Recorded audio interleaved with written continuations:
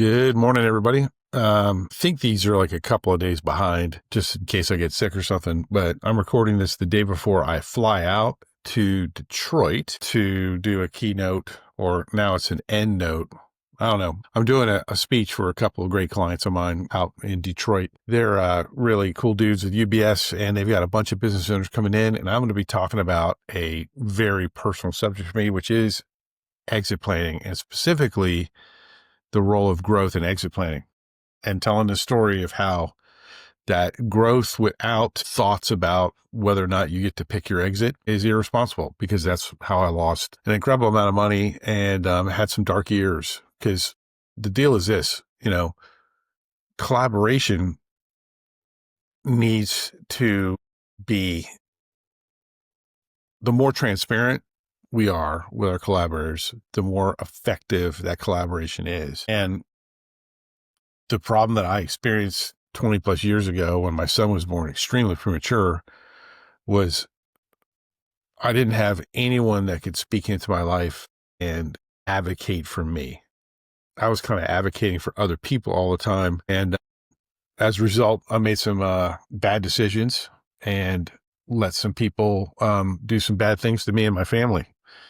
And we still haven't recovered. You never recover from stuff like that. You move on and you create a different life. So what's the purpose of this really uplifting message? The thing is this time around, specifically the last 3 years, ever since I was introduced to the Exit Planning Institute and Scott Snyder by my friend Matt Barrett, this collaboration has been much more transparent, much more open, and transparency makes you vulnerable, or at least it feels like you're vulnerable, because the reality is we're in control of far less than we actually know, that we really know. Mike, what the hell do I do with this video? Talk to people. Go as deep as you can. People always say, how do I get started with this referral thing, with this collaboration thing? How do I really start going after the business I really want, filled with ideal clients? I go, by talking to other people about what matters to them. So the probably most important conversation you can have with folks that are already giving you referrals that you feel want to, people that you're close to, people you want to give to, is to ask them what kind of introductions, what kind of help could you give them that would change your life? And you're probably going to need to ask that a couple of different ways. And because we're not used to it, we're not used to people authentically wanting to know how we're really doing and what's really going on. And so often the way I start this is something like, hey, I'm going to give you all the layups. I'm going to give you easy referrals because, you deserve them. But I'd really like to, if you're up for it, I'd really like to talk about what kind of introductions, what kind of help could I provide you that's going to change your life, that's going to change your business, that's going to make a huge impact. Because if I'm going to be exerting more time and energy on your behalf, which I want to know that it's really going to make a difference for you. I want to give you help. I want to give you referrals. I want to be the kind of collaborator that we create something special and unique that we talk about forever. Well, a lot of times people aren't ready for that conversation. So you may have to say it again a couple of times, but dig in. This is the thing. When you care for people, you dig in.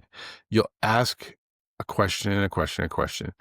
And it's not like you have to ask 3 questions 3 times, or you have to ask 5 times.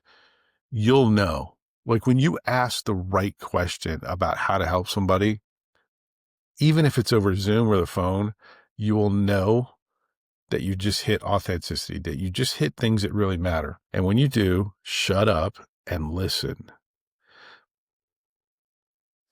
I am not saying that we just ask because it creates emotional rapport without any desire on our part to help. This is not a shallow thing. Your ability to follow through and make it happen for that person on your own is not what counts in this conversation. It's your willingness to care enough to ask them to share with you what really matters to them. And then the cool part is your collaborators. Once they've shared their dream, once they've shared what they really want to do, once you've done the same thing for other people,